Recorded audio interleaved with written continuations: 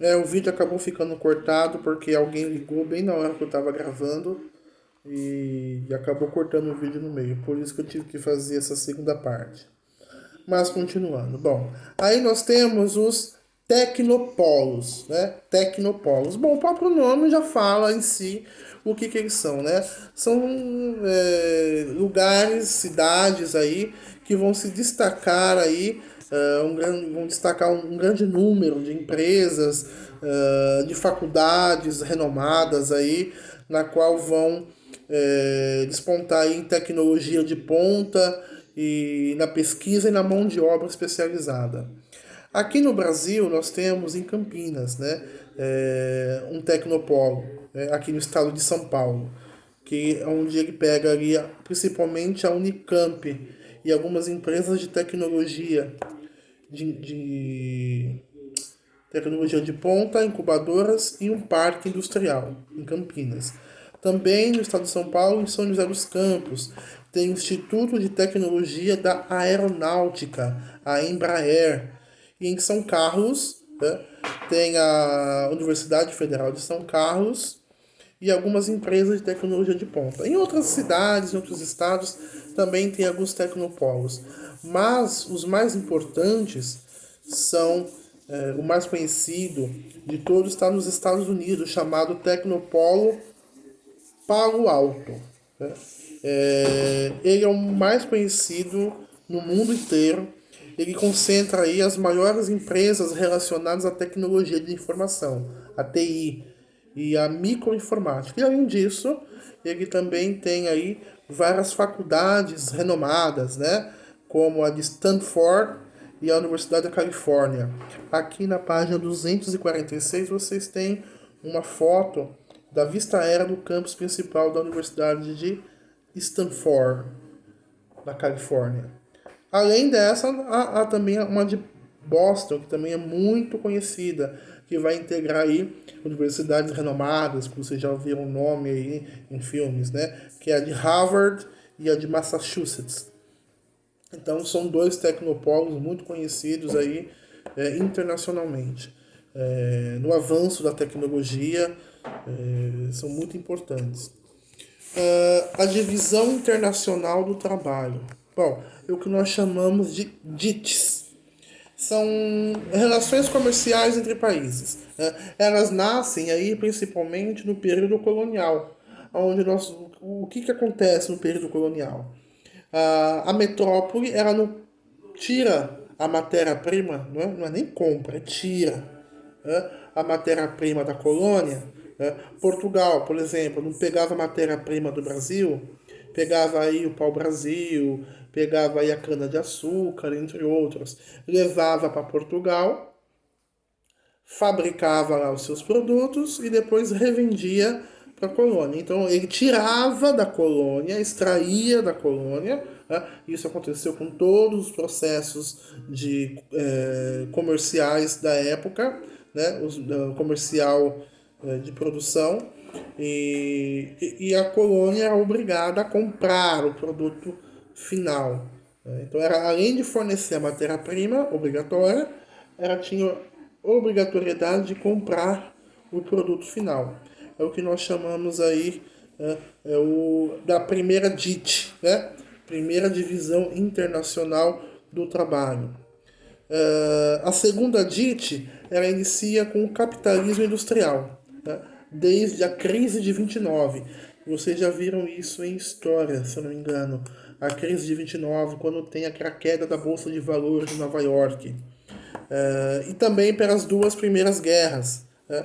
Mas ela se fortalece através do imperialismo e na dependência dos países fornecedores de matéria-prima com relação aos países industrializados. Então já não é metrópole e colônia. Né?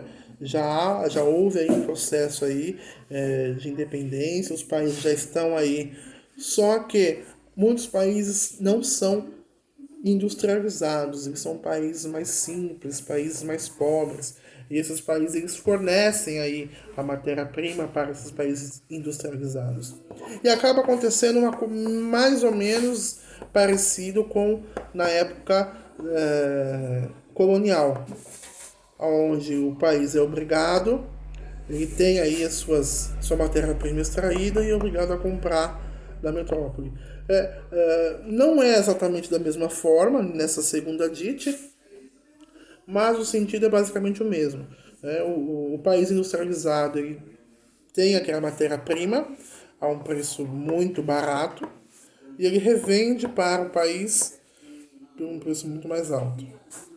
Vocês vão ver, não sei se vocês já viram a história, o imperialismo da Ásia e da África, a partilha que há da Ásia e da África por alguns países europeus, onde nós vamos ter aí um meio processo, um segundo processo colonial, vamos assim chamar. E nós vamos ter aí algo bem parecido com o que ocorreu ali durante a colonização da América. Porém, agora falando em Ásia e África. Bom, e após a Segunda Guerra Mundial, nós temos aí a terceira DIT, né? Ou seja, a terceira Divisão Internacional do Trabalho, aonde vai ocorrer aí a industrialização tardia, né? Mas ocorre em alguns países, como por exemplo o Brasil, né? Sempre atrasado, onde ocorre aí uma industrialização tardia. Só o Brasil não, África do Sul, Turquia e China também aí vão se industrializar muito depois dos demais países considerados industrializados, aí França, Espanha, etc. Onde nós vamos ter aí o surgimento, a expansão de empresas transnacionais. Durante o período da segunda DIT, do imperialismo, durante a crise de 29, que os Estados Unidos, né, depois que passa a crise, obviamente, ele vai se fortalecer como uma potência mundial. Então é nesse período das guerras que ele se fortalece, que ele sai aí economicamente forte e desponta. Agora, terminando. Então, a DIT, ela se altera em função da evolução da tecnologia, ou seja, os meios de comunicação.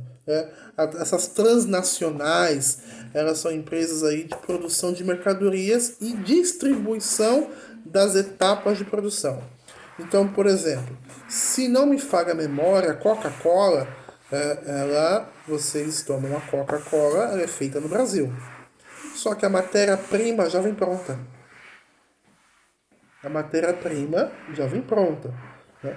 O processo daí em diante é feito no Brasil.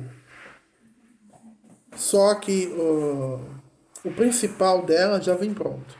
Então, assim, as transnacionais, elas dividem o processo de produção, né? Seja por questões econômicas, seja porque consegue achar uma localidade onde a produção dela acaba sendo mais barata, seja por questão de impostos, né? Nós temos aí no Brasil a Zona Franca de Manaus, né? É uma região onde tem aí um certo benefício de impostos para diversas empresas. Muita coisa que vocês compram, dá uma observada atrás, está escrito assim, produzido na Zona Franca de Manaus, porque é uma área industrial muito forte, onde nós vamos ter uma produção muito forte por conta da isenção fiscal. Mas isso não quer dizer que o produto final todo é produzido lá. Muitas vezes já vem algo assim, algo que é pré-montado, onde vai ser feito apenas o encaixe ou alguma coisa assim do tipo. Então, esse meio as transnacionais, elas vão dividir o meio de produção, elas vão fazer com que o meio de produção seja por etapas, né? Aí nós vamos ter diferentes motivos. Um exemplo que vocês têm aqui na apostila é o México.